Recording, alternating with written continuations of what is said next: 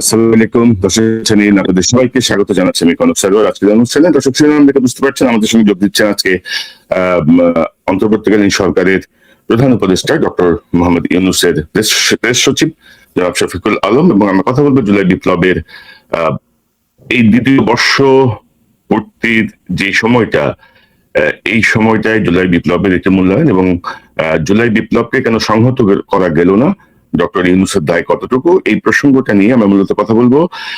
শফিক ভাই, আসসালামু আলাইকুম, আপনাকে স্বাগত জানাচ্ছি আজকের অনুষ্ঠানে। ওয়ালাইকুম আসসালাম। কনক ভাই, ভালো আছেন?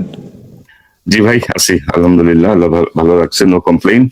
তো যে বিষয়টা নিয়ে আসলে আমরা প্রথমে শুরু করতে চাই, সেটা হচ্ছে ধরেন জুলাই বিপ্লবীরা কিন্তু এই 2 বছরের মাথায় এসে 24শে জুলাই থেকে 26শে জুলাইতে যদি আমরা এসে দেখি, জুলাই বিপ্লবীরা খুব অসহায় অবস্থায় আসলে আছে। এবং জুলাই ফাউন্ডেশন নামে একটি ফাউন্ডেশন হয়েছে, সেই ফাউন্ডেশনে তাদের চিকিৎসার জন্য যে ব্যয় দেওয়া হয়েছে সেটাও ন্যূনতম। ধরেন আমি জুলাই ফাউন্ডেশনের সিইওকে ইন্টারভিউ করেছি, যে ছেলেটা মাসে 20,000 টাকা পাচ্ছে, পঙ্গু বা অন্ধ, সে যখন গ্রাম থেকে ঢাকায় আসছে চিকিৎসার জন্য, সাথে আরেকজনকে নিয়ে যখন আসছে, তা যাতায়াতেই ধরেন এগুলো টাকা শেষ হয়ে যাচ্ছে। তারপরে ধরেন ফাউন্ডেশনে বরাদ্দ নাই, যে বরাদ্দ ডক্টর ইউনূসের সরকার বলেছিলেন তার 3 ভাগের 1 ভাগ তারা পেয়েছেন। জুলাই বিপ্লবীরা নিয়মিত হুমকির মুখে, নিরাপত্তাহীনতায়, এই যে সার্বিক পরিস্থিতি, তো জুলাই বিপ্লব পরবর্তী একটি সরকার ক্ষমতায় থাকার পরে কেন এগুলো হলো না, বা কেন আমাদেরকে ধরেন এই বিষয়গুলো এখন শুনতে হচ্ছে বা দেখতে হচ্ছে? আপনি কি মনে করেন একজন অ্যাসোসিয়েট হিসেবে সেই অন্তর্বর্তী সরকারের? আমি প্রথম কথা হচ্ছে যে আমি মনে করি জুলাই বিপ্লব খুবই সাকসেসফুল একটা বিপ্লব ছিল, এবং আমি এইটুক নিশ্চিত যে জুলাইয়ের বিপ্লব পরবর্তী যে কাজগুলো হয়েছে, প্রফেসর ইউনূস করেছেন, এখন বিএনপি লেড গভর্নমেন্ট করছেন, এবং এই কাজগুলো বিপ্লবকে আরো সুসংহত করবে, এবং এটা সুসংহত হয়েছে। আপনি দেখছেন এই বছর কোনো স্টেট প্যাট্রোনাইজেশন ছাড়াই জুলাইকে কিভাবে ধারণ করছে জনগণ, যারা বিভিন্ন জুলাই নিয়ে আমি অন্তত বলবো যে 10 থেকে 15টা সংগঠন প্রতিনিয়ত তারা কাজ করছে। এই কাজটা পুরো সারা বাংলাদেশ ব্যাপী।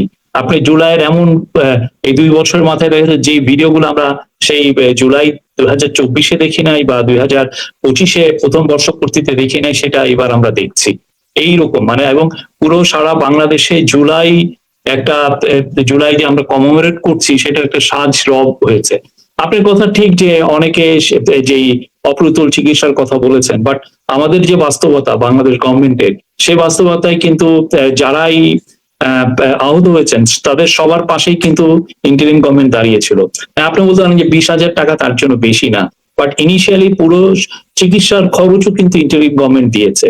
প্লাস তাদের কিছু প্রাইভেট চ্যারিটিও তাদের পাশে, আমি কিছু প্রাইভেট চ্যারিটির কথা জানি, তারা এই কাজগুলোকে তারা আরো সুসংহত করার চেষ্টা করছে, তারা দিয়েছে। তো এইটা এখন আপনি যদি বলেন, আর জুলাই নিয়ে যারা কাজ করছে তারা যে কোনো অ্যাটাকের শিকার হচ্ছে, আমি তেমন একটা জানি না। খুব কম 2-1টা আইসোলেটেড ঘটনা ঘটতে পারে, বাংলাদেশে 18 কোটি মানুষের লোক, 2-1টা ঘটনা ঘটতেই পারে। বাট যারা জুলাইকে অবজ্ঞা করতো তাদের অবস্থা দেখেন, যারা জুলাইয়ের বিরুদ্ধে দাঁড়িয়েছিল তারা বাংলাদেশের সোসাইটি থেকে ওয়াইপ আউট হয়ে গেছে। তাদের কেউ কেউ ইন্ডিয়া আছে, কেউ কেউ আরো বিদেশে চলে গেছে, একটা বেউফাই হয়ে ঘুরে বেড়াচ্ছে। কিন্তু আমাদের এই বিপ্লব, এই যে নতুন বাংলাদেশ তৈরি করার যে আকাঙ্ক্ষা যেটা তৈরি করেছিল, সেটা কিন্তু হয়েছে, এবং এটা খুব ভালোভাবে হয়েছে। কারণ আপনি বলতে পারেন যে আমরা যে ল গুলো করে গিয়েছি, 500 দিনে 133টা ল করা হয়েছে, বিকজ একটা বিপ্লব সুসংহত হয় হচ্ছে ল এর মাধ্যমে। আপনি কতটা এটা অ্যাক্ট গুলোকে আপনি কতগুলো করছেন, বা কনস্টিটিউশনাল চেঞ্জেস আপনি কি আনছেন, যার মধ্যে আপনার জুলাইয়ের যেই স্পিরিটটা যেটা রিফ্লেক্টেড হয়, সেই কাজগুলো কিন্তু প্রত্যেকটা লর মাধ্যমে হয়েছে। এটা ঠিক, কিছু কিছু ল এই গভর্নমেন্ট করেননি, বাট এটা তো এমন না যে এই ল গুলো সামনে হবে না। নিশ্চিত আমি জানি এটা হবে, এই আকাঙ্ক্ষাটা তৈরি হয়ে রয়েছে। না, এখন শফিক ভাই ধরেন জুলাই বিপ্লবের সাথে তো বাংলাদেশের ছাত্র জনতা, সাধারণ মানুষ সম্পৃক্ত ছিল। তো জুলাইকে মুছে ফেলা তো সম্ভব না। জুলাই বিপ্লব আপনি যেটি বলছিলেন, 2 বছর পরেও ধরেন অনেক গ্রুপ কাজ করছে জুলাই নিয়ে, অনেক ভিডিও আসছে, অনেক বক্তব্য আসছে। যারা জুলাইকে অবজ্ঞা করার চেষ্টা করছে তাদের বিরুদ্ধে একটা বিশাল প্রতিবাদ হচ্ছে সোশ্যাল মিডিয়ায় বা প্র্যাকটিক্যালিও হচ্ছে। কিন্তু ধরেন জুলাই বিপ্লবীরা যে অসহায়ত্ব, বা ধরেন জুলাই বিপ্লব পরবর্তী যে সরকার ক্ষমতায় ছিল, আপনি কি মনে করেন যে তাদের যতটুকু করা প্রয়োজন ছিল এই বিপ্লবীদের রক্ষায়, তাদের নিরাপত্তায়, বা জুলাইকে যারা অবজ্ঞা করছে তাদের বিপক্ষে অবস্থান নেয়, মানে তাদেরকে একটা বার্ড দেয়, মানে এই জায়গাগুলো আমরা করতে পারি নাই আসলে? মানে না, জুলাইকে যারা অবজ্ঞা করছেন তাদের তো সমাজে কোনো একসেপ্টেন্স নাই। এখন এটা হয় কি যে ল করে এই ভয়েস গুলোকে আপনি যদি মাজল করতে যান, তাহলে আবার ওই বিদেশে এই মানে ইন্টারন্যাশনাল প্রেশার গ্রুপগুলোর দ্বারা আপনি প্রেশার হন, তারা বলবে যে তুমি ডিসেন্ডেন্ট ভয়েসকে তুমি অবজ্ঞা করছো, তাকে তার ফ্রিডম অফ স্পিচকে কেড়ে নিচ্ছ, তাকে তুমি জেল জরিমানা করছো। এটা খুব যে ভালো একটা দেয় তা না। আপনি দেখেন না, এই যে একজনকে অ্যারেস্ট করা হয়েছিল, উনি অনেকদিন ছিলেন, জেলে ছিলেন, তারপরে বেরিয়ে এসে উনি আরো দ্বিগুণ রবে এই তার যেগুলো মিথ্যা চাল সেগুলো উনি করে যাচ্ছেন। এদেরকে আসলে আপনি যদি এই লোকগুলোকে গোনায় ধরেন, এই লোকগুলোকে আরো মানে এইভাবে আরো ল করে বা কোনোভাবে তার ভয়েসকে আপনি যদি মাজল করার চেষ্টা করেন, এটা বিপরীত এফেক্ট হয় এই ডেমোক্রেসিতে। আমি বলছি না যে আপনি আপনি কণ্ঠরোধ করবেন, আমি বলছি না যে এখন ভাই বলতেই পারে সোশ্যাল মিডিয়াতে যে যা প্ল্যাটফর্ম থেকে তার মতো করে তার যেটা সে বলতেই পারে, কিন্তু আমার কথা হচ্ছে যে জুলাই বিপ্লবীদের যে সুরক্ষা দেওয়ার কথা ছিল, মানে যে সাপোর্ট পাওয়ার কথা ছিল, আনফরচুনেটলি তারা সেটা পায় নাই। এটা আমি আপনার সাথে একমত না। জুলাই যারা নিহত হয়েছেন সবার পাশে গভর্নমেন্ট দাঁড়িয়েছে, প্রাইভেট সেক্টরও দাঁড়িয়েছে, ইন্ডিভিজুয়াল অনেকে দাঁড়িয়েছেন। জুলাই যারা 11,000-এর বেশি একদম লিস্টেড যারা আহত হয়েছেন তাদের সবার পাশে দাঁড়াচ্ছে, তাদেরকে 3 ক্যাটাগরি করে তাদের মান্থলি স্টাইপেন্ড দেওয়া হচ্ছে, তারা স্টাইপেন্ড পাচ্ছেন। কারণ আপনি বলতে পারেন কেউ কেউ খুব বেশি আহত ছিলেন, তার হয়তো নিডটা অনেক বেশি। কেননা জুলাই যেটা হয়েছে যে সবাই তো মানে বিভিন্ন ইকোনমিক গ্রুপের লোক এখানের সাথে জড়িত ছিলেন, ফলে সবার সামর্থ্য নেই, অনেক একদমই গরিব ছিলেন, তার পাশে আরো দাঁড়ালে ভালো হতো, কিন্তু সেই জিনিসটা তেমন একটা হয় না। বাট তাই বলে কি তার পাশে কি পুরো জুলাই মুভমেন্টটা দাঁড়াচ্ছে না? দাঁড়াচ্ছে তো, তারা দাঁড়াচ্ছে, তারা সামাজিক মূল্যায়ন পাচ্ছে তারা, এবং নিজেরাই আমি এই যে কয়দিন আগে ঢাকা ইউনিভার্সিটির মসজিদে গেলাম, ওইখানে এই জুলাইকে নিয়ে একটা মিলাদ, আমরা দেখলাম যে 2-3 জন ছেলে আসছেন যাদের একটা পা কেটে ফেলা হয়েছে, বাট তারাও তাদের মতো করে চেষ্টা করছেন। হ্যাঁ, জুলাইকে সবাই ধারণ করেন, জুলাই যারাই ছিলেন সবার পাশে দাঁড়ানো হচ্ছে। 2-1টা ব্যর্থ হতে পারে, আমি এটা বলবো যে 2-1টা ব্যর্থ হতে পারে, এবং সেই ক্ষেত্রে হয়তো বা কমিউনিকেশন গ্যাপ এখানে মূল ফ্যাক্টর। না, আমি আপনার এই বক্তব্যের সঙ্গে আসলে একমত না, কারণ আমি ব্যক্তিগতভাবে যতটুকু খোঁজখবর রাখি বা যতটুকু খোঁজখবর রাখছি, ধরেন একটা দেশের বিপ্লবী যারা যারা মানে অস্ত্রের সামনে দাঁড়িয়ে গেল জীবন উৎসর্গ করার জন্য, একটা ফ্যাসিস্ট রেজিমের অবসানের জন্য, সেই ফ্যাসিস্ট রেজিম অবসানের পরে যে সরকার আসলো তাদেরকে এতটা নর্মালি ট্রিট করার কোনো যৌক্তিক কোনো কারণ ছিল না। রাষ্ট্র এত গরিব না যে জুলাই বিপ্লবীদেরকে এখন অন্যের দানের উপরে নির্ভর করতে হবে। যে ছেলেটা 18-20 বছর চোখে দেখতো, সে হঠাৎ করে অন্ধ হয়ে গেল, রাষ্ট্র এই বেদনা হয়তো বুঝবে না। তাদেরকেও ধরেন যে নর্মাল মানে সাহায্য আর কি, এটা এক ধরনের সাহায্য, তারা যে একটা বীরত্বের কাজ করেছে, তারা যে ফ্যাসিবাদের কাছ থেকে বাংলাদেশকে মুক্ত করেছে, সেই জাতীয় কোনো রিকগনিশন কিন্তু আমি দেখি নাই। বা তাদেরকে আপনি জেনারেলাইজ করছেন আর কি, জেনারেলাইজড যে ওকে ফাইন, হ্যাঁ, কিন্তু একটা 20 বছরের ছেলে হঠাৎ করে পঙ্গু হয়ে গেল, অন্ধ হয়ে গেল, সে মাসে 20,000 টাকা পাচ্ছে, 30,000 টাকা হয়তো পাচ্ছে, তার ফ্যামিলির উপরে সে একটা বোঝা না। এই জায়গাটা আপনারা আসলে উপলব্ধি করতে পারেন নাই, মানে আমি জানি না। এটা আমি আপনার সাথে একমত না, এই কাজগুলো সিরিয়াসলি করা হয়েছে না, একটা কি সিরিয়াসলি করা হচ্ছে। জুলাই যিনি যোদ্ধা, যিনি মারা গেছেন, তার ফ্যামিলি গুলো 20,000 টাকা পাচ্ছে, যেটা একটা মুক্তিযোদ্ধা পাচ্ছেন, ঠিক আছে, একদম ওনার মুক্তিযোদ্ধার সম পরিমাণ টাকা তাদেরকে দেওয়া হচ্ছে। জুলাই যারা সবচেয়ে বেশি আহত হয়েছেন তাদেরকেও 20,000 টাকা দেওয়া হচ্ছে, একটা মুক্তিযোদ্ধার সমান তাদেরকে দেওয়া হচ্ছে। তো আপনি যদি বলেন যে তাদের মূল্যায়ন হচ্ছে না, এটা আমি মানবো না। আর আপনার বলতে নাম্বারটা অনেক বড় তাদের পাশে দাঁড়ানো, এবং আমি এটাও বলবো প্রচুর প্রাইভেট ইনিশিয়েটিভ ছিল, তারা তাদের পাশে দাঁড়িয়েছেন। এবং একটা জিনিস হচ্ছে যে অনেকে এখন অনেকের কর্মসংস্থানও হচ্ছে, একজন যে হচ্ছে সেটা হচ্ছে না সেটাও না। আর এই যে গভর্নমেন্ট আসছেন তারাও অনেক কিছু করছেন, ওনারাও যে বসে আছেন আমি বলবো না, তারাও কিছু কিছু করছেন। সবাই তো জুলাইয়ের প্রতি মানে কি বলবো, বিএনপি সরকার তো জুলাইয়ের বিপক্ষে সরকার না, কিন্তু ইমিডিয়েট যে বেনিফিশিয়ারি যে গভর্নমেন্টটা হলো, সেই গভর্নমেন্টটারই ধরেন আরো যে ধরেন 20,000 টাকা কি ভাই বাংলাদেশে এখন, মুক্তিযোদ্ধা ভাতাও তো বাড়ানো উচিত ছিল, দুইটাই তো আরো আপগ্রেড করা দরকার ছিল।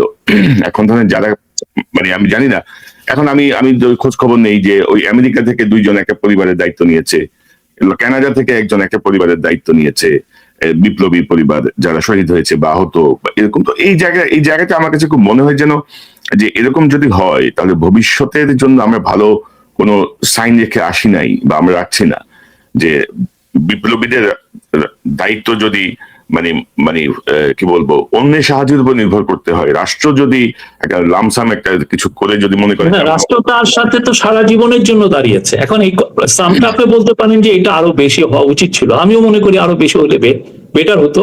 এবং আমি এটা নিয়ে রুল আউট করছি না যেটা যে সামনে হবে না।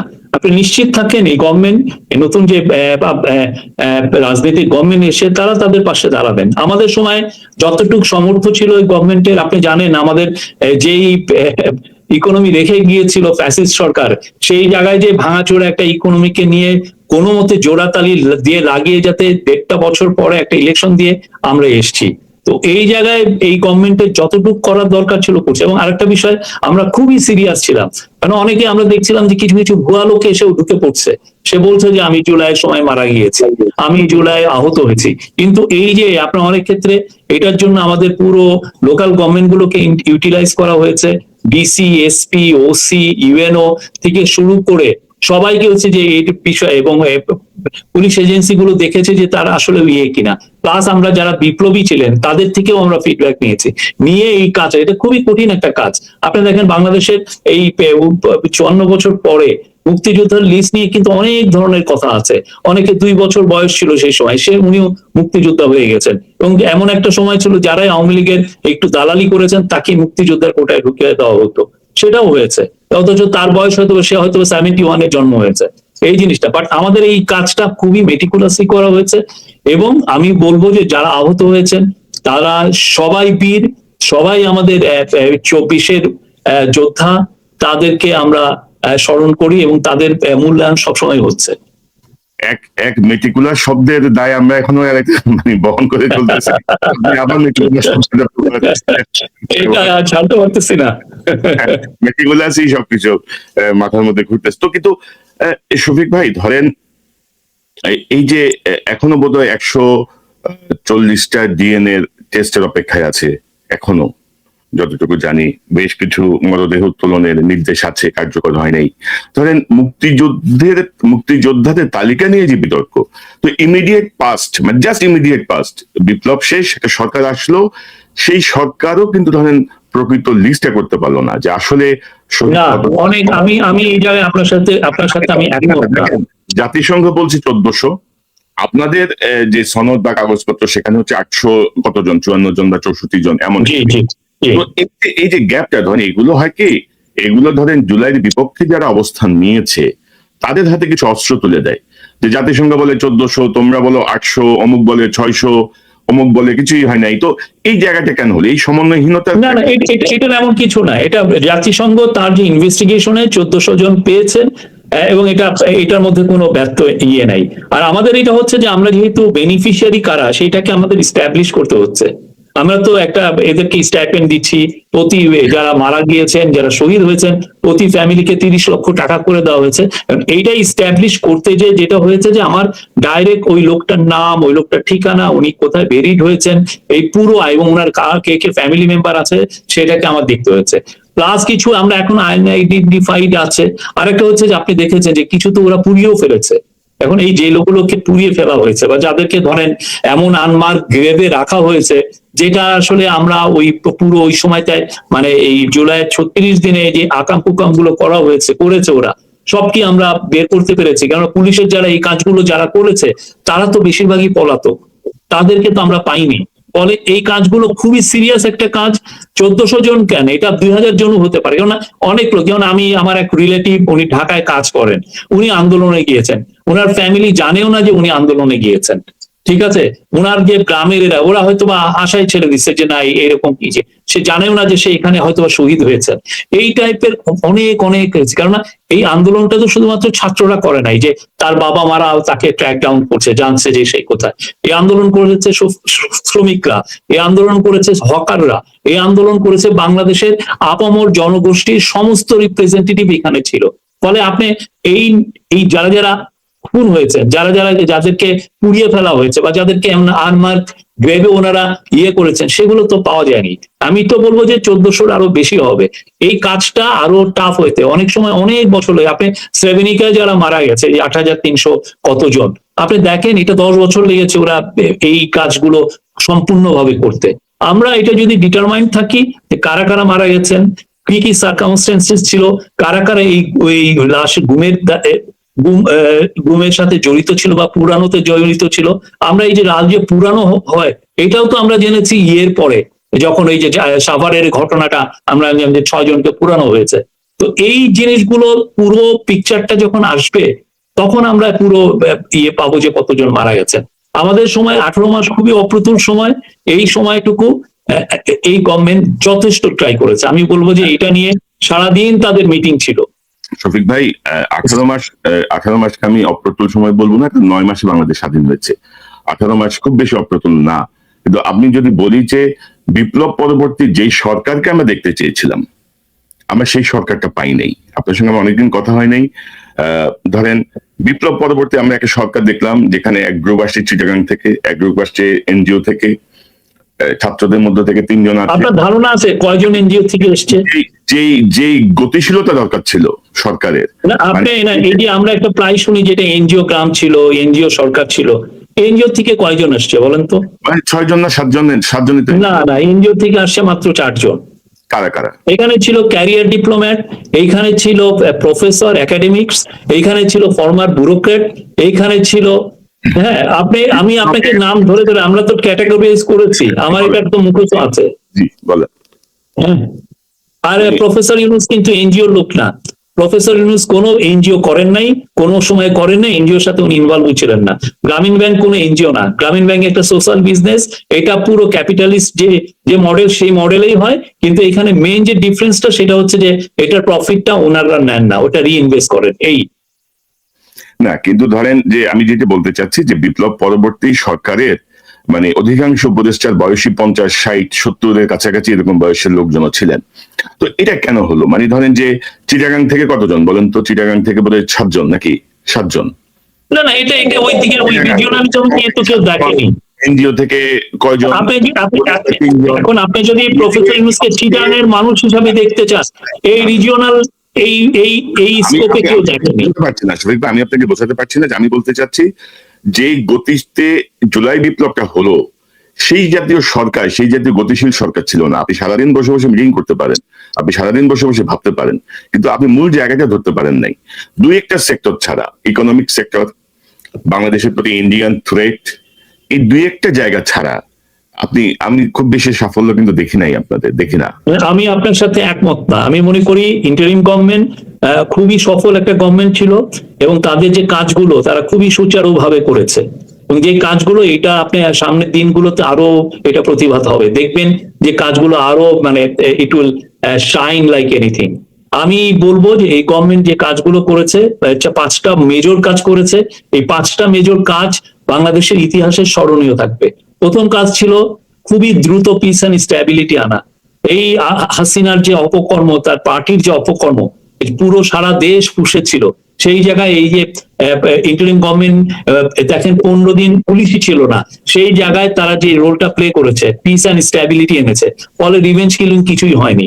তারপরে তারা রিফর্মের যে কাজগুলো করেছে, যেইতে 133টা ল করেছে, আমি আপনাকে গ্যারান্টি দিয়ে বলবো ফিউচার প্রত্যেকটা বিষয়ে ল এই এই এই যে তারা যে লটা করেছেন সেটাকে ফলো করবে, এর বাইরে যাবে না। বিকজ তারা এই কাজগুলো খুব চিন্তা ভাবনা করে গেছেন, এবং ব্রডার একটা কনসালটেশনের মাধ্যমে এই ল গুলো হয়েছে।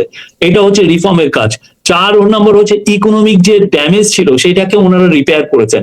একটা ব্যাংকিং সেক্টর টোটাল ধ্বংস হয়ে গিয়েছিল, দেশের এমন কোন ইনস্টিটিউশন নাই তারা এটাকে ইয়ে করে নাই। $234 বিলিয়ন তারা বাইরে নিয়েছে, সেখানে ওনারা এটাকে ইকোনমিক রিপেয়ারের কাজ করেছেন। তারপরে আপনি দেখেন দেশের যে পিস অ্যাকাউন্টেবিলিটি আনা, যে জুলাইয়ের যে কিলিং যেটা হয়েছে, তার উপর আগে যেগুলো এক্সট্রা জুডিশিয়াল মার্ডার হয়েছে বা গুম হয়েছে, সবগুলোকে সামনে এনে খুব দ্রুত ইনভেস্টিগেট করে এদেরকে একটা যাতে ট্রায়াল গুলো হয় সেই কাজগুলো সম্পূর্ণ করে, এবং খুবই টাফ একটা কাজ। এইখানে তো শুধুমাত্র আওয়ামী লীগের লোকও জড়িত না, এখানে সিকিউরিটি ফোর্সের লোকগুলো জড়িত, যারা কেউ কেউ হয়তো সার্ভ করছিলেন। তো এই লোকগুলোকে আপনি অ্যাকাউন্টেবিলিটিতে আনা, সেই কাজটাও হয়েছে। এবং লাস্ট যেটা কাজ বাংলাদেশে, যেটা গত 20 বছরে হয়নি, সেটা হচ্ছে দেশে একটা সুচারুভাবে একটা ইলেকশন করা, সেই কাজটা ওনারা করেছেন। আপনি ইউরোপিয়ান ইউনিয়নের আপনি রিপোর্টটা পড়েন বা কমনওয়েলথ রিপোর্টের পড়েন, তারা সবাই বলেছে বাংলাদেশের ইতিহাসে এর চেয়ে সুন্দরতম ইলেকশন হয়েছে কিনা তারা সন্দেহ প্রকাশ করেছে। তো এর চেয়ে আর কি দেয়, আপনার একটা দেশের ডেমোক্রেটিক ট্রানজিশনের জন্য এইরকম একটা ইলেকশন দরকার ছিল। দেশের মানুষ একটা ডেমোক্রেটিক ট্রানজিশন, একটা যাতে পলিটিক্যাল পার্টি আবার টেক ওভার করেন এবং দেশকে আবার এগিয়ে নিয়ে যান, সেই কাজটা করা হয়েছে। এই যে 5টা যে মেজর কাজ করা হলো, আপনি পিস প্রথম কাজটাই বলি না, পিস এন্ড স্টেবিলিটি যদি আপনার ঠিক না হতো, দেশে আপনি লার্জ স্কেল কিলিং হতেন, রিভেঞ্জ কিলিং হতেন, মানুষ তো খুশি ছিল। এই কাজটা কিন্তু হয়নি। অন্যান্য দেশে গিয়ে দেখেন। জি শফিক ভাই, ধরেন এটা প্রফেসর ইউনূসের লিডারশিপের কারণে দেশে এই কোনো ঘটনা ঘটেনি। আমি আপনাকে আমি তো বলেছি যে আমাদের ইকোনমিক যে জায়গাটায় হাসিনা নিয়ে গিয়েছিল, সেই জায়গাটা থেকে দেশের ইকোনমিক জায়গাটাকে স্টেবল করা, বিভিন্ন দায় দেনা পরিশোধ করা, একটা কাঠামোর উপর বেস তৈরি করার ক্ষেত্রে খুবই ভালো ভূমিকা ছিল ডক্টর ইউনূস। এবং আমি সবচেয়ে বড় কৃতিত্ব দিই যে জাতিসংঘকে দিয়ে এই রিপোর্টটাকে রেডি করা। কিন্তু এটা পুরাটাই এখন মানে উড়াই দিত আর কি সবাই, মানে এখন যা দেখছি ইউএন রিপোর্টের কারণে, ইউএন ইনভেস্টিগেশন এবং রিপোর্টের কারণে কিন্তু এটা সম্ভব হচ্ছে না। পাশাপাশি ধরেন হ্যাঁ, ওইটা তো অনেক বড় চ্যালেঞ্জ। সেই জায়গাটায় ধরেন আমাদের সশস্ত্র বাহিনীর একটা বড় অংশ কাজ করেছে ল অ্যান্ড অর্ডার স্টেবল করার জন্য, কিন্তু আমাদের আসলে প্রত্যাশার জায়গাটা অনেক বেশি তো শফিক ভাই, যার জন্য ধরেন আমরা এই জায়গাগুলোকে আরেকটু মনে হয় যেন সরকারটা যদি আরেকটু স্ট্রং হতো। আমি মনে করি খুব স্ট্রং একটা গভর্নমেন্ট ছিল। 18 মাসে ভাই, 18 মাসে একটা মন্ত্রীর জবাবদিহিতা আমরা পাই নাই, একটা মন্ত্রিসভায় কোনো পরিবর্তন হয় নাই, একটা জায়গা মানে বারবার বলা হচ্ছে যে এই মন্ত্রণালয় পারছে না, হোম মিনিস্ট্রি হচ্ছে না, এটা হচ্ছে না, কিন্তু উনি সামহাও উনি কাউকে সরান না, উনি কাউকে চাকরি খান না, এরকম একটা বিশাল এক থিওরি সামনে আসলো। না, আমি আপনার সাথে যারা, আমি মনে করি ওনার সাথে যারা ছিলেন তারা সবাই ভালো পারফর্মার ছিলেন, এবং আমি মনে করি they set a very good precedence. আপনারা, আমি মনে করি আপনারা যে কাজগুলো হয়েছে সেগুলো আপনারা খুব ভালোভাবে দেখেন, ইনভেস্টিগেট করেন যে কাজগুলো করার। আপনি হোমের কি বলেন, আমি তো মনে করি lieutenant colonel general Jahangir Alam Chowdhury did A brilliant job. দেশে পুলিশ ফোর্স নাই, পৃথিবীর কোন দেশে হয়েছে যে আপনার একটা পুলিশ ফোর্স নাই, আপনি দেশকে চালাবেন? আপনি একের পর থানায় যেয়ে দেখা যাচ্ছে যে 2-3 জন করে অফিসার এসে রিপোর্ট করছে। আপনার প্রথম 7-8 দিন তো ছেলেমেয়েরা ট্রাফিক পুলিশের দায়িত্ব পালন করেছে, তো সেই জায়গায় আপনার না, আমরা একটা বিশাল একটা জটিল সময় পার করে এসেছি, এবং ওই সময়টায় ডক্টর ইউনূস যদি না থাকতো আমরা হয়তো আমাদের প্রতিবেশী রাষ্ট্রের। আমি আপনাকে প্রথম 1 মাসের চ্যালেঞ্জের কথা বলি, প্রথম আমরা নেওয়ার পরেই আপনি দেখেন কি অবস্থা। প্রথমে হলো কি জন্য 15ই আগস্ট ঘিরে বিশাল, কোনো পুলিশ নাই প্রথম 7 দিনে, কোনো পুলিশ নাই। পুলিশ এসছে 14-15 তারিখের দিকে, অগাস্টে। হ্যাঁ, ওই সময়টা আপনি দেখেন মাইনরিটি পিপলকে প্রোটেকশন দেওয়া, দেশের ল অ্যান্ড অর্ডারকে ঠিক রাখা। আপনি তো নিউ ইয়র্কে থাকেন, আপনার মনে আছে নিউ ইয়র্কে এক সময় কি জন্য পাওয়ার কাট হয়েছিল, এতে অনেক জায়গায় চুরি ডাকাতি বেড়ে গিয়েছিল, প্রচুর হয়েছে। আমাদের এই জায়গায় একটা ভয়াবহ সিভিল ওয়ার লাইক সিচুয়েশনে পুলিশ যেখানে নাই, ইন্টারিম গভর্নমেন্ট হ্যাজ মানে সাকসেসফুলি কাম থিং ডাউন। এই কাজটা ওনারা খুব ভালোভাবে করেছেন। তারপরে 15ই আগস্টে আবার একটা বড় রকমের হানাহানি সুযোগ ছিল, সেই জায়গাটাকে ইয়ে করা হয়েছে। তারপরে 22শে আগস্ট থেকে আপনি পরপর 6টা মেজর বন্যা হয়েছে, সেটাকে ট্যাকেল দেওয়া হয়েছে। আনসারের একটা বড় বিদ্রোহ হয়েছে, ভয়াবহ রকমের, সমস্ত হাজার হাজার আনসার এসে আপনি ওইটাকে আপনার পুলিশও নাই যে আপনি এটাকে ট্যাকেল দিবেন। আমি আপনার সাথে কোনো এই বিষয়গুলোতে কোনোই দ্বিমত নাই আমার। অবশ্যই গুরুত্বপূর্ণ ভূমিকা পালন করতে হয়েছে, এবং যে পরিস্থিতি ছিল সেটি ট্যাকেল করা ডক্টর ইউনূস না থাকলে এবং আন্তর্জাতিক সমর্থন না থাকলে আমার মনে হয় যে অন্য কারো পক্ষে এটা আরো অনেক কঠিন হয়ে যেত। যেহেতু ডক্টর ইউনূস ছিলেন চিফ অ্যাডভাইজারের দায়িত্বে, আন্তর্জাতিক সমর্থন সবকিছু মিলিয়ে আমরা ওটা উঠে উঠেছি, কিন্তু আমাদের যেহেতু প্রত্যাশা থাকে অনেক বেশি, সেই জায়গাতে ধরেন আমি যদি বলি ইউএন রিপোর্ট বা পরবর্তীতে আপনি যদি বলেন যে গুম খুনের ঘটনায় সার্ভিং অফিসার সহ যে অনেকের বিচার শুরু হওয়া, বিডিআর যে স্বাধীন তদন্ত কমিশনের রিপোর্ট সহ বেশ কিছু কাজ অবশ্যই প্রশংসার দাবি রাখে এবং এগুলো মানুষের মনের খুব কাছাকাছি। কিন্তু যেহেতু ধরেন এরকম একটা রক্তক্ষয়ী বিপ্লবের পরে আমাদের যে আরো গতিশীল সরকার ছিল, এবং ধরেন আনফর্চুনেটলি ছাত্র প্রতিনিধি যারা যে ঢুকলো সরকারি যে 3 জন, তাদের ভূমিকা নিয়েও তো অনেক প্রশ্ন আছে। ভাই তোমরা জুলাই বিপ্লবে আপনারা ইনভেস্টিগেট করেন না, দেখেন না ওনারা কি কোনো কিছু খারাপ কিছু করেছেন কিনা। তোমরা জুলাইয়ের প্রতিনিধিত্ব করতে যাচ্ছে, যাই হোক এটা নিয়ে এগোতে চাই না। তো আমি অন্য প্রসঙ্গে একটু যেতে চাই যে হাসিনা ফিরে আসতে চায়। হাসিনা বলছে যে সে আসবে, এই ডিসেম্বরে আসবে, এবং সে নাকি তার সাঙ্গপাঙ্গদেরও নির্দেশ দিচ্ছে যে সবাই প্রস্তুত হয় একসাথে যে হানা দিব বাংলাদেশে। তো কি মনে করেন আপনি? মানে উনি কালকে আসুক না, উনি কালকে আসুক না, হু কেয়ারস, কালকে আসুক। উনি তো একটা কনভিক্টেড ক্রিমিনাল, কালকে আসুক। ওনার যদি এতই ওনার হ্যাডম দেখাইতে মন চায়, উনি কালকে ছানা পোনা সব নিয়ে কালকে আসেন না, এসে বিচারের আমরা তাকে, আমি নিশ্চিত যে এই গভর্নমেন্ট তাকে সুবিচার নিশ্চিত করবে। তার যদি এরকম থাকে, দেশপ্রীতি থাকে, তাহলে আসুক। তার এগেন্সটে 650টার বেশি কেস আছে, 650 তো কম, কারণ পুরো 16 বছরে উনি যেই পরিমাণ গুম খুন এবং এক্সট্রা জুডিশিয়াল মার্ডার করেছেন, যেই চুরি চামারি যেগুলো নেতৃত্ব দিয়েছেন তিনি আর তার বোন, তো এগুলোর প্রত্যেকটার তো বিচার হবে। ওনার যদি ইচ্ছা হয়, উনি যদি রিয়েলি দেশপ্রেমিক হন, সোফার দেশপ্রেমিক হলে তো আর বাচ্চাদের খুন করতেন না, দেশপ্রেমিক হলে তো মানুষকে গুম করে রাখতেন না, দেশপ্রেমিক হলে একটা ছোট ছোট ছেলে মেয়েরা 8 বছর আটকায় রাখতেন না, দেশপ্রেমিক হলে ব্যাংকগুলোকে লুট করতেন না। ওনার যদি সেই সত্যিকার অর্থে একদম উনি আমি আমার জনগণের আসুক, কালকে আসুন না, কে তাকে মানা করেছে? ঠিক না? হচ্ছে যে উনি অনেক বড় বড় কথা বলতেন যে আমি পালাবো না, ওনার সমস্ত পাওয়ারের উৎস ছিল ওনার সিকিউরিটি ফোর্স, তারা গুম খুম করে দিত, আর উনি ওইটার একটা ওই জোশে চলতেন। যখন দেখছে যে এরা আর ওনাকে বাঁচাবে না, উনি সুর করে ইন্ডিয়া চলে গেছে। ঠিক আছে, উনি একটা ভিতুর ডিম, একদম ভিতুর ডিম। যদি আপনার সত্যিকার অর্থে সেটা থাকে, আসেন না ভাই, আসেন, এসে যে আপনি ফেস করেন যে এই কেসগুলো আছে। এই জায়গাটায় শফিক ভাই আমার একটা প্রশ্ন হচ্ছে, তাকে ইন্ডিয়া কারা যেতে দিল? মানে অন্তর্বর্তী সরকার এই জায়গাটায় কোনো কাজই করে নাই, মানে এই সুযোগটা কিভাবে সৃষ্টি হলো বা কারা তাকে যেতে দিল? যারা তাকে এটা সুযোগ করেছে তারাও তো পালিয়ে গেছে, তাদেরকেও তো আমরা ধরতে পারিনি। সুযোগ তো উনি জান নাই, ওনার সাথে যারা সাঙ্গপাঙ্গ ছিলেন এরা বেশিরভাগ তো নাই। অনেকে আপনারা ধরতে পারতেন কিন্তু ধরেন নাই, মানে আপনাদের আমি এটা এগ্রি করি না। কোনো চাপ ছিল আপনাদের উপর আমাদের, মানে না কোনো চাপ ছিল না। চাপ থাকলে তো প্রফেসর ইউনূস ইউএন কে দিয়ে এটা ইনভেস্টিগেট করাতেন না, যে গুম খুন গুলো। চাপ থাকলে তো প্রফেসর ইউনূস এই যে আইসিটির মাধ্যমে যে বড় বড় কেস গুলো, তার মধ্যে ল্যাবের অফিসাররাও ছিলেন, তাদেরকে কেস হতো না বা এটা ট্রায়ালই হতো না। কোনো চাপ প্রফেসর ইউনূস কোনো চাপ নিতেন না, কোনো চাপের উনি ওগুলোকে কেয়ার করতেন না। উনি ওনার কাজগুলো করেছেন খুব নির্দিষ্ট চিত্তে, এবং দিনের পর দিন, একটা দিনও উনি ছুটি নেন নাই, এমন কোনো দিন নেই উনি কাজ করেন নাই। ডক্টর ইউনূসের কাজের স্টাইল একটু ডিফারেন্ট।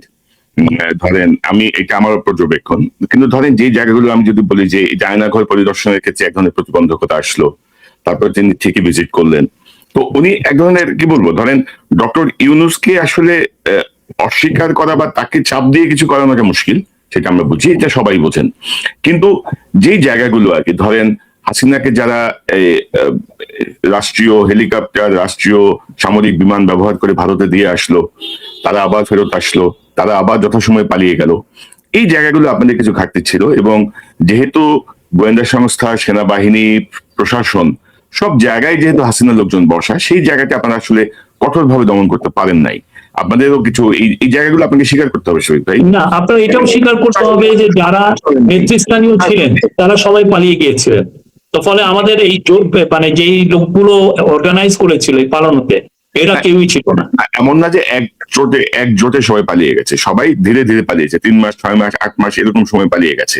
তো এখন আমি জানি না আপনার কাছে এই তথ্যগুলো আছে কি। আপনি শুনেন, এগুলো এগুলো যে আপনি ইনভেস্টিগেট করবেন, আপনার পুলিশই তো নাই। প্রথম 2-3 সপ্তাহ তো কাকে দিয়ে আপনি ইনভেস্টিগেট করবেন? আপনি এনএসআই লোকগুলো আপনাকে খবর দিবে, এনএসআই তো নাই। এনএসআই ছাত্রলীগে ভরা, এরা সব পালিয়েছে। ছাত্রলীগের ম্যাসিভ নাম্বার অফ ছাত্রলীগারকে দিয়ে এনএসআই আপনি পুরো ডাম্পিং গ্রাউন্ড করা হয়েছিল।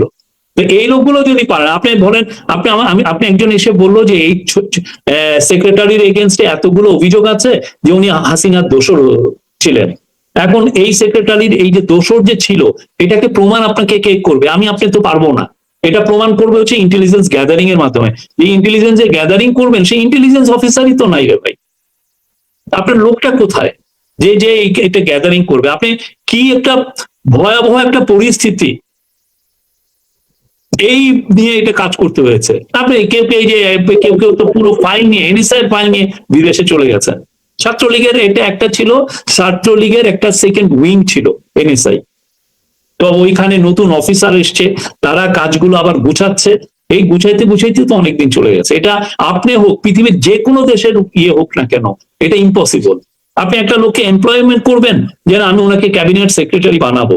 এখন এই লোকটাকে ক্যাবিনেট সেক্রেটারি বানানোর আগে রাষ্ট্রপ্রধান কি করেন? উনি ওর ব্যাপারে ইন্টেলিজেন্স গুলো ওনাকে বলে, ডিজিএফ এর একটা ওনাকে রিপোর্ট দেয়, এনএসআই একটা রিপোর্ট দেয়, তারপরে ব্যুরোক্রেটিক থেকে ওনারা রিপোর্ট পান। সেই রিপোর্ট গুলোই তো নাই। কে রিপোর্টটা করবে? কে?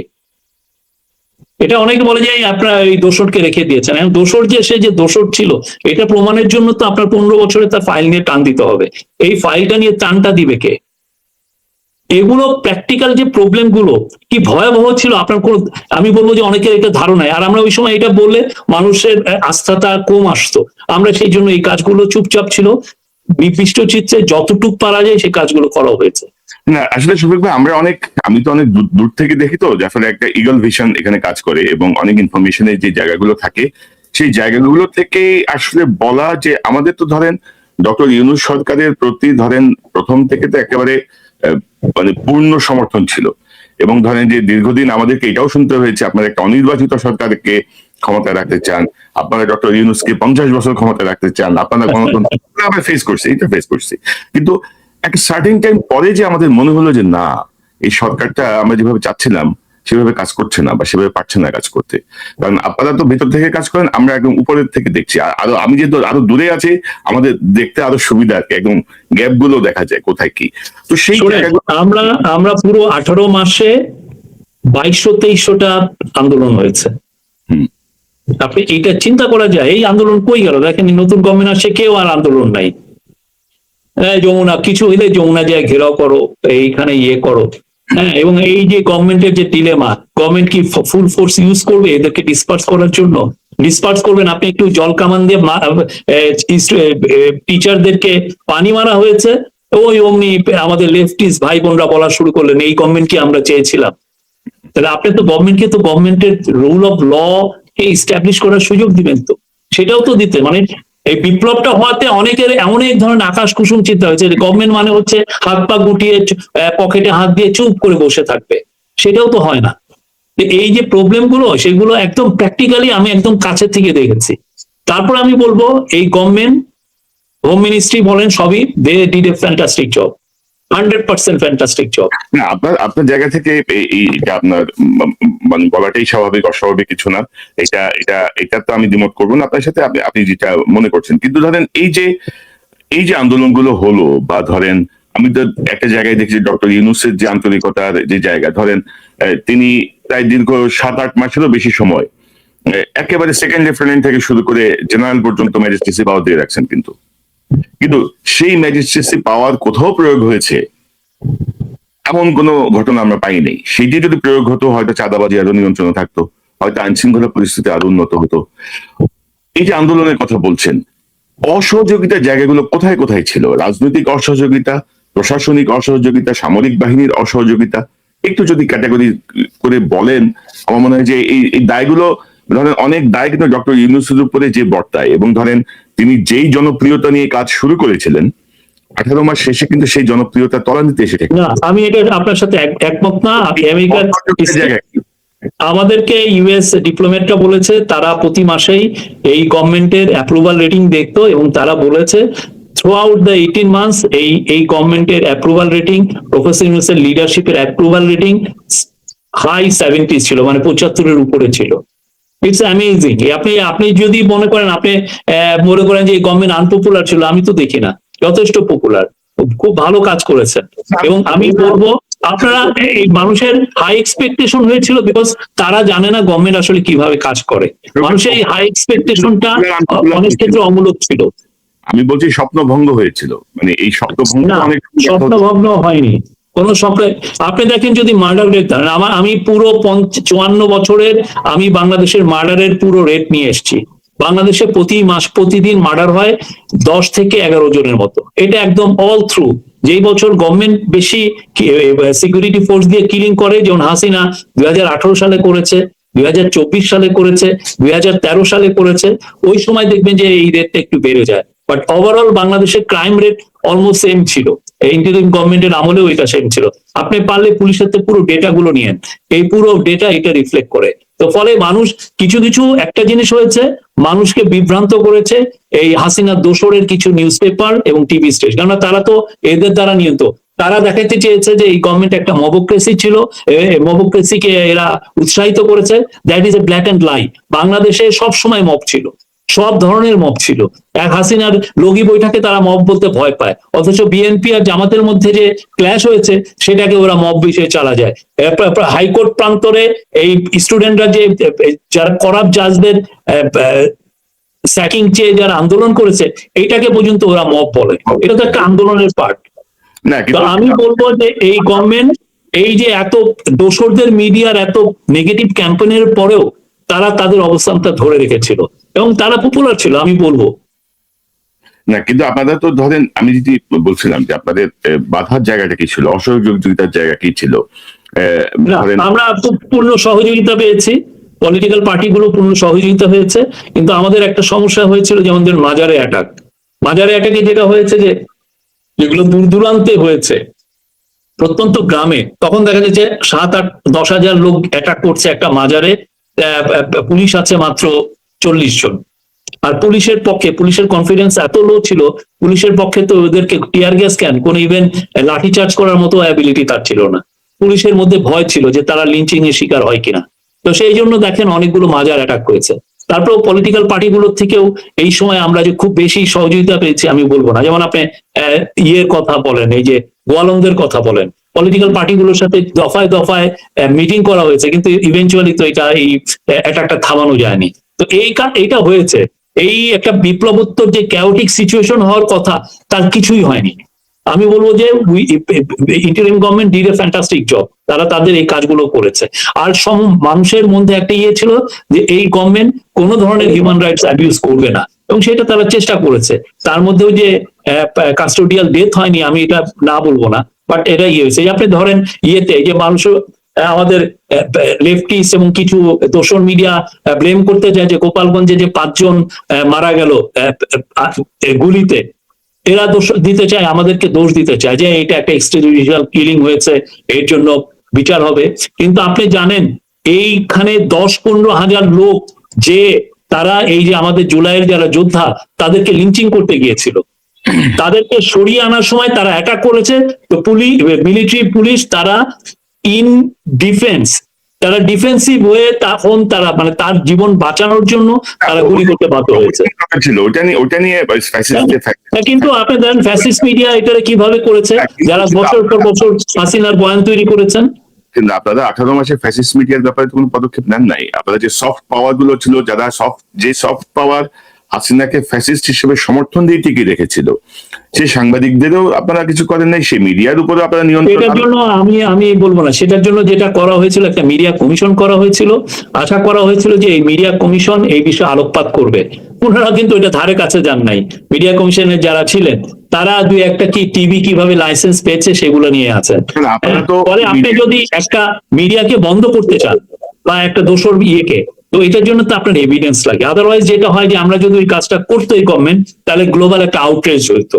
তখন এই যে আপনাদের RSF বলেন, কমিটি টু প্রোটেক্ট জার্নালিস্ট বলেন, সবাই এসে আপনাকে প্রেসার দিত যে আপনি এটা কি করছেন। আপনারা যে মিডিয়া কমিশন করছেন, সেই মিডিয়া কমিশনে আপনারা যে ফ্যাসিস্ট গ্রুপের লোকজন দিয়ে মিডিয়া কমিশন করছেন, এবং আপনি বলেন আমাকে যে হিটলার পরবর্তী এই সময়ও কি কেউ সমর্থন করে হিটলারের পক্ষে কথা বলতে পারবে?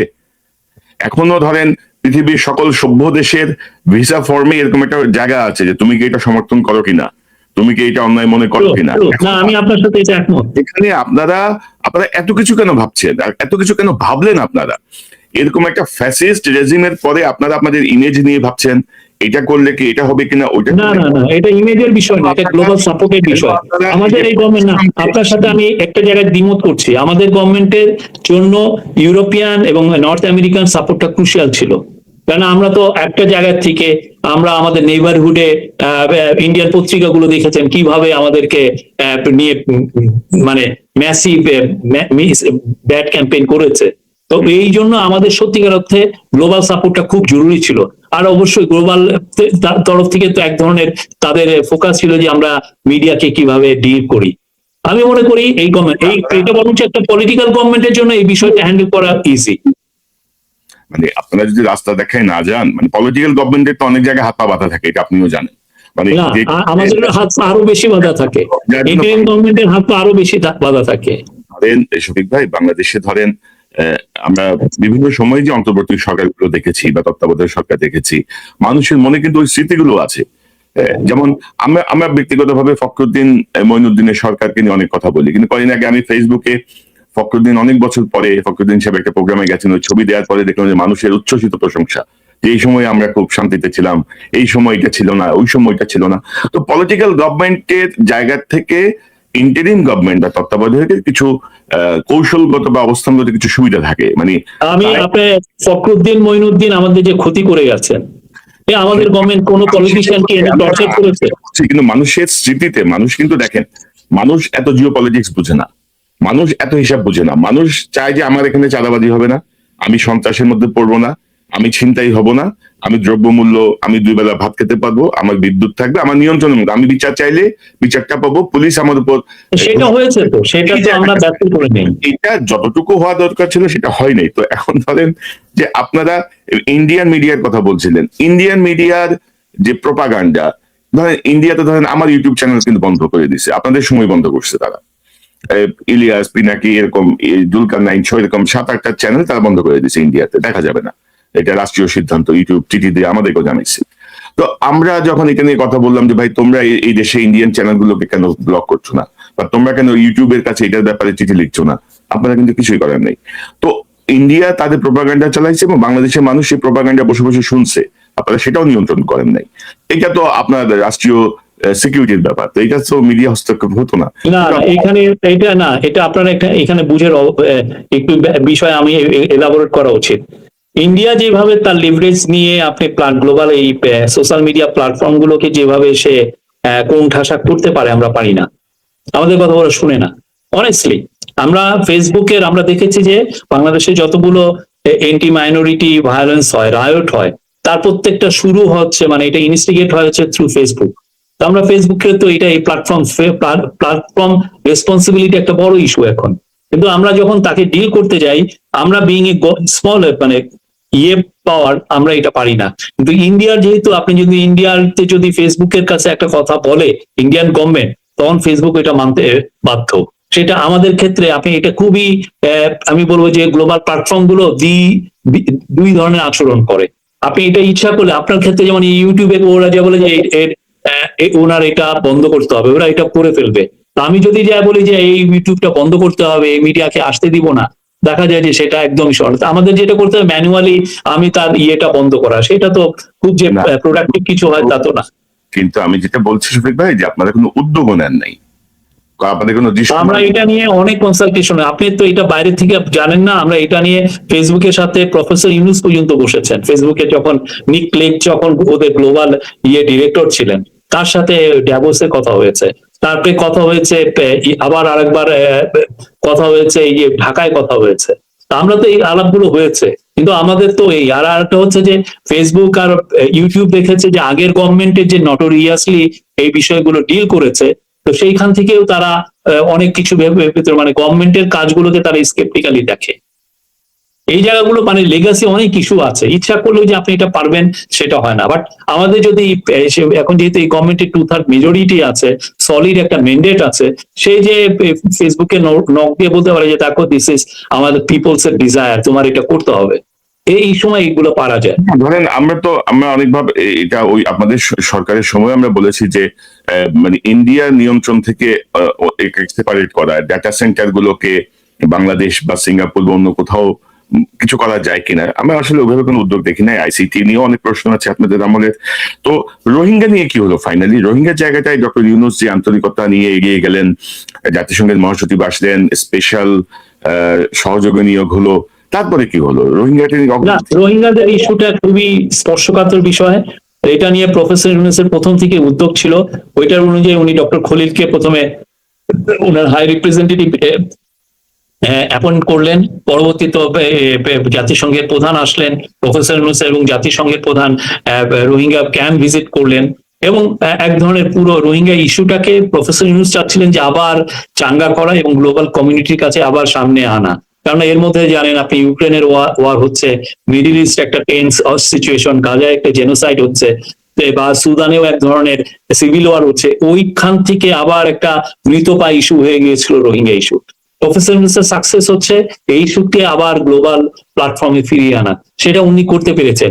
আমাদের আশা ছিল যে রোহিঙ্গাদের এই একটা সলিউশন আমরা পাবো, সেই অনুযায়ী কিন্তু অনেক ইভেন ভিতরে ভিতরে অনেক কাজও হয়েছে, কাতারে প্রচুর মিটিং হয়েছে, এই বিষয়গুলো আমরা জানি।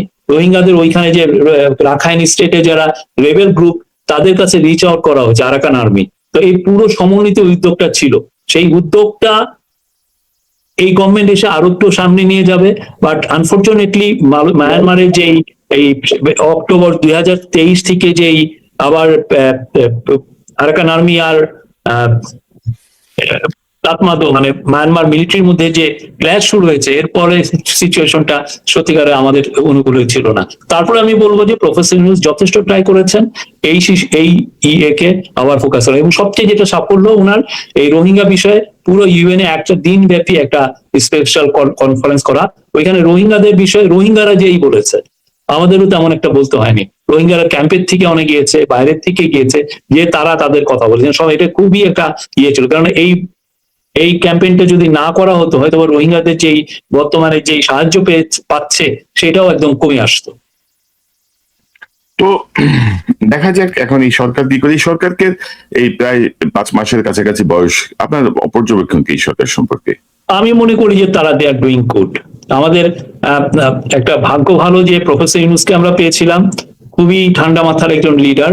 আমি বর্তমান প্রাইম মিনিস্টারকেও দেখছি খুবই ঠান্ডা ভাবে উনি ডিল করছেন, এবং আপনি যদি অপোজিশন লিডারদের দুইজনকে দেখেন, তারাও যথেষ্ট কাম এন্ড কোয়েট। যেটা হয়েছে যে আমাদের প্রোডাক্টিভ একটা ডিবেট হচ্ছে, এই আপনার ইয়েতে পরপর 2টা সেশন হলো, প্রথম সেশনটাও খুব ইন্টারেস্টিং হয়েছে ইয়েতে জাতীয় সংসদে। এই এখন যে বাজেট সেশনটা হলো, এটাও খুব ব্রিলিয়ান্ট একটা সেশন হয়েছে।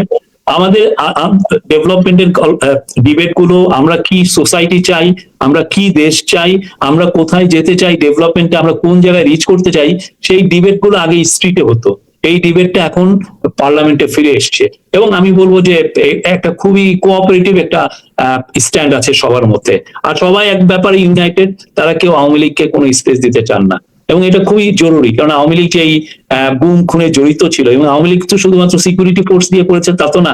ইউএন এর রিপোর্টে দেখবেন যে আওয়ামী লীগের নেতা কর্মীরা এগুলো করেছেন, অনেক ক্ষেত্রে নেতা কর্মীরা পুলিশের সাথে কোলাবোরেট করেছেন। তো ওদের মানে কেউই মানে বাংলাদেশে কেন কোনো পৃথিবীতেই এই পার্টিকে মানে কোন রকম স্পেস দিবে না। আপনি যখন পার্টির হয়ে যেটা পিসফুল আপনার আন্দোলন করার কথা, সেখানে আপনি লোকজনকে কিলিং করেছেন, আপনার পার্টির লোকগুলোই করেছে, এর হাজার হাজার ফুটেজ আছে। তো এই বিষয়ে আওয়ামী লীগের ব্যাপারে আমাদের পুরো গ্রেটার সোসাইটি, এই গভর্নমেন্ট এবং অপোজিশন সবার মধ্যে একটা খুব ভালো কনসেনসাস আছে। এখন চ্যালেঞ্জ হচ্ছে যে ইকোনমিকে আবার ফিরিয়ে আনা, বিকজ সত্যিকার অর্থে আমাদের জব দরকার। যে জবগুলো তৈরি হচ্ছে সেই জবগুলো অ্যাডিকুয়েট না, এবং খুব ভালো পেড জব দেবে। ওই জবটা ভালো জব করতে হলে আমার প্রাইভেট সেক্টর আরো ফ্লারিশ করতে হবে, আরো প্রাইভেট সেক্টর ফ্রেন্ডলি কাজ করতে হবে। এই বাজেটটা ওনারা দিয়েছেন, বাজেটে ভালো স্পেন্ডিং আছে, এর ফলে আবার আমরা স্পেন্ডিং একটা বুস্ট দেখবো, ইকোনমিতে আবার ঘুরে দাঁড়ানোর একটা চেষ্টা হবে। এবং HSBC-র একটা রিপোর্ট দেখলাম, তারা বলছে যে সেকেন্ড হাফে বাংলাদেশের এক্সপোর্টও বেটার হবে এই 2026-এর। আশা করি বাংলাদেশ আরো সামনে এগোবে। আমাদের একটা ভালো একটা ইলেকশন দরকার ছিল, একটা ভালোভাবে ডেমোক্রেটিক ট্রানজিশনের দরকার ছিল। দ্যাট হ্যাজ হ্যাপেন এন্ড আমি বলবো যে আমাদের এখন খুব ভালো কিছু লিডার এসছেন। ডেমোক্রেটিক ট্রানজিশনের দরকার যেমন ছিল, তেমনি ধরেন জুলাই সনদ সংস্কার এই জায়গাগুলো নিয়ে কিন্তু আমি জানি না হয়তো নেক্সট সেশন থেকে সংসদে কথাবার্তা হয় কিনা, এটা নিয়ে তেমন কোনো আলোচনা কোথাও দেখছি না। মানুষের মনে যে জায়গাটা ছিল যে আমরা এই সংবিধান সংস্কার বা আমরা যে একটা যে পুরাতন যে বৃত্ত থেকে বেরিয়ে আসব, সেই জায়গাটায় কিন্তু এক ধরনের নীরবতা আছে কিন্তু, না? এনসিপির যারা আছে তারাও একটু চুপচাপ, বা সরকারও একটু চুপচাপ। আমার মনে হয় হয়তো নেক্সট মানে 6 মাস পরে হয়তো এটা নিয়ে শুরু হবে। না, আমি অস্থির হচ্ছি না আমি এটা নিয়ে, কারণ প্রথম সেশনটা তো খুব ক্রুশিয়াল ছিল। কনক ভাই, প্রথম সেশনটা ক্রুশিয়াল ছিল যে আপনি 133টা লর মধ্যে কয়টা রাখবেন। হ্যাঁ, সেটা ওনারা 93টার মতো রেখেছেন, বাকিগুলো কিছু কিছু বাদ পড়েছে হয়তোবা সঙ্গত কারণে, কিছু কিছু ওনারা বলছেন যে আমরা পরবর্তীতে আবার নিয়ে আসবো। আমরা এই গভর্নমেন্ট যে প্রমিস করেছে বেশিরভাগই রাখছে, আমরা সেটা আস্তে আছে। আর সেকেন্ড যে সেশনটা পুরোপুরি ইকোনমিক কেন্দ্রিক ছিল, বাজেট একটা প্রণয়ন করা হয়েছে, বাজেট নিয়ে ডিবেট হয়েছে, আমরা কি ধরনের সোশ্যাল স্পেন্ডিং চাই, কি ধরনের সোশ্যাল সেফটি নেট কতটুকু বাড়াতে চাই, অনেক ধরনের, বা ইকোনমিকে ইনভিগোরেট করতে আমার কি কি লাগবে সেগুলো নিয়ে ডিবেট হয়েছে। সামনের সেশন গুলো আমি মনে করি যে আবার যে জুলাই চার্টার এবং জনগণের আকাঙ্ক্ষা সেগুলো নিয়ে আবার কথাবার্তা হবে। আমি ডিবেট, আমার সবচেয়ে ভালো লাগছে যে পুরো ডিবেট, পুরো আলোচনা সবই এখন পার্লামেন্টে কেন্দ্রীভূত হয়েছে। এটা খুব দরকার ছিল। আপনি ইউএসএ থাকেন, হয়তো এখন ইউএসএ নাগরিক, আপনি দেখেছেন যে কি ব্রিলিয়ান্ট ডিবেট গুলো হয় আমেরিকান সিনেটে বা কংগ্রেস ইয়েতে, হাউস অফ রিপ্রেজেন্টেটিভে। ঠিক তেমনি ইউকে তে দেখেন কয়টা স্ট্রিট প্রোটেস্ট হয়, যা জ্বালাময়ী ভাষণ সব কমন সবাই হয়। ঠিক আছে, আমরা যদি এটাকে যদি পার্লামেন্ট যদি আমাদের অ্যাক্টিভিটিস মূল কেন্দ্র হয়ে যায়, বিশ্বাস করেন Bangladesh economy also will flourish, বাংলাদেশের পলিটিক্যাল স্টেবিলিটি খুব ভালোভাবে ফিরে আসবে। এবং আমরা চাই যে আমাদের হয়তো এই জায়গাগুলো পরিবর্তন হবে। এবং আমি কিন্তু ধরেন যে গত এই প্রায় 5 মাসে প্রধানমন্ত্রীর যেই মুভমেন্ট বা প্রধানমন্ত্রীর যে বক্তব্য বা সবকিছু মিলায় আমি একটু মানে মুগ্ধ বলা চলে।